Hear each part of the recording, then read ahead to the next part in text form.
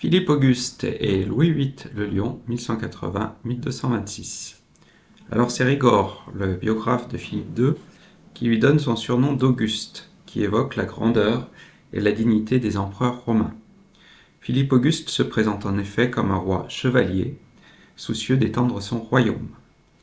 Il n'a que 15 ans lorsqu'il succède à son père Louis VII, et afin d'échapper à l'emprise de sa mère Adèle et de ses oncles, les comtes de Champagne, il se rapproche du comte de Flandre, Philippe d'Alsace, dont il épouse la nièce Isabelle de Hainaut. Mais il se brouille rapidement avec lui, d'où une guerre très coûteuse, et c'est probablement afin d'obtenir de l'argent qu'en 1182, il exclut les Juifs du royaume et s'empare de leurs biens. En 1185, avec le traité de Bove, il voit cependant ses prétentions sur le comté d'Amiens et sur l'Artois, reconnu par Philippe d'Alsace. L'autre territoire que désire Philippe II est constitué par les possessions de la puissante famille des Plantagenets sur tout l'ouest du royaume. Il profite d'abord du conflit entre le roi Henri II et ses fils pour se rapprocher de Richard Cœur de Lion, avec qui il mène la troisième croisade en 1190. Mais de retour dès l'année suivante en France, il profite de la captivité de Richard pour négocier avec son frère cadet Jean Santerre. La libération et le débarquement de Richard en 1194 signent la reprise des hostilités et Richard s'avère un adversaire redoutable. Il bâtit une puissante forteresse à Château-Gaillard, mais il meurt en 1199, touché lors d'un siège par un carreau d'arbalète. Philippe II profite alors des difficultés de Jean Santerre qui lui succède. Difficultés d'abord face au seigneur Hugues de Lusignan, dont il épouse la promise et qui fait appel au roi de France afin d'obtenir justice. Comme Jean Santerre refuse de se présenter pour se défendre, Philippe Auguste prononce la comice de ses fiefs pour félonie.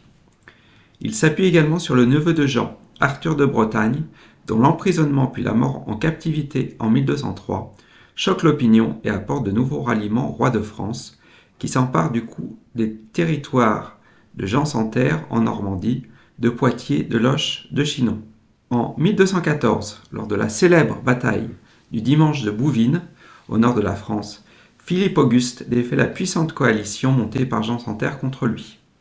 De très puissants seigneurs, Renaud, le comte de Boulogne, Ferrand de Flandre, sont faits prisonniers. L'empereur, Othon de Brunswick, est contraint de s'enfuir, sa carrière est brisée. Et Jean Santerre, déconsidéré, abandonne définitivement ses territoires en France, à l'exception d'une partie de l'Aquitaine, qu'on va appeler par la suite Guyenne. À cette occasion, le chroniqueur Guillaume le Breton célèbre le retour triomphal de Philippe dans son poème La Philippide. Dans un second point, il faut souligner les progrès dans la gestion et l'administration du royaume. On en a un premier témoignage lors du départ en croisade de Philippe Auguste en 1290, puisqu'il fait rédiger un document que l'on considère comme la première constitution capétienne, afin de régler l'administration du royaume en son absence. C'est ce qu'on appelle entre guillemets son testament. Il confie la régence à la reine mère Adèle de Champagne et à son frère l'archevêque de Reims, mais il veille à confier à son conseil privé, composé d'hommes de confiance, le soin de les seconder et de les surveiller. Du coup, même parti en croisade, le royaume est bien contrôlé à travers des hommes de confiance. D'autre part, à l'intérieur de ces territoires, il veille également à faire surveiller les prévôts, ses représentants par de nouveaux agents, les baillis qu'il nomme et qui reçoivent le bail, c'est-à-dire les droits du roi sur ses terres. L'extension du domaine et la bonne gestion du royaume permettent au roi d'obtenir d'importants revenus financiers et le trésor du royaume est confié à l'ordre des Templiers, un ordre militaire. Il parvient également à étendre son pouvoir dans le cadre des relations féodo-vassaliques. Il accorde d'une part des chartes aux communes, dont il s'assure ainsi le soutien et une partie des revenus, et il collabore d'autre part avec des seigneurs locaux. Il étend le paréage ou pariage, c'est-à-dire le partage de la gestion et des revenus de leurs terres. Il renforce également l'image d'un roi justicier à travers la création d'une haute cour de justice dont les sessions ont lieu chaque trimestre. Dans un troisième point, il faut aussi mentionner l'essor de Paris. dont Philippe Auguste affirme la place de capitale. D'abord en soutenant son université, à laquelle il accorde par une charte le fort ecclésiastique, c'est-à-dire le privilège d'être jugé par un tribunal ecclésiastique plutôt que par le prévôt de Paris. On note aussi qu'il réside souvent dans son palais de l'île de la Cité, près de Notre-Dame, et qu'il veille à embellir la ville. Elle est dotée de puissants remparts, et en 1204, Philippe Auguste fait bâtir la tour du Louvre afin de contrôler la Seine. Paris devient du coup la plus importante ville d'Occident. Enfin, dans un quatrième point, il faut noter l'autonomie de Philippe II face au pape Innocent III, avec qui il a de nombreux motifs de discorde. Le premier concerne ses mariages. En 1183, il tente de se séparer d'Isabelle de Hainaut, mais il se ravise peu après. À la mort d'Isabelle, en 1190, il décide d'épouser Ingeburge du Danemark, mais il demande dès le lendemain de son mariage, en 1193, sa répudiation contre l'avis du pape, qui en 1200 jette l'interdit sur le royaume.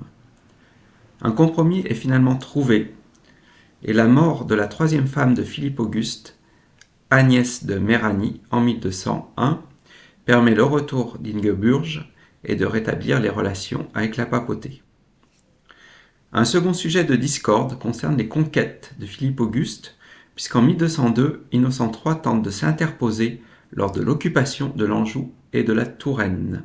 Mais face à lui, Philippe convoque tous ses vassaux et exige d'eux, c'est une première, une promesse écrite et scellée de leur aide. Et c'est l'occasion de s'assurer de leur soutien qu'il obtient. Un troisième sujet de discorde concerne la croisade contre l'hérésie cathare en Occitanie, à laquelle Philippe Auguste refuse de participer, malgré les appels d'Innocent III, car il est occupé sur d'autres fronts et il ne veut pas se laisser dicter sa conduite par le pape. C'est donc son vassal, Simon de Montfort, qui dirige la croisade contre une puissante coalition menée par Pierre II d'Aragon, également seigneur de Montpellier, allié aux comtes de Toulouse, de Foix et de Comminges. En 1213, lors de la bataille de Muret, qui est l'autre grande bataille du règne de Philippe Auguste avec Bouvines, Pierre II est tué et la couronne d'Aragon abandonne, après la défaite, ses prétentions en dehors de l'Espagne, ce qui laisse le champ libre aux Capétiens, en Occitanie. Après le décès de Simon de Montfort en 1218 lors d'un siège devant Toulouse, Louis VIII, qui succède à Philippe Auguste, s'intéresse à ces territoires et dirige lui-même une nouvelle croisade en 1226. Il s'empare d'Avignon, mais il décède malade la même année.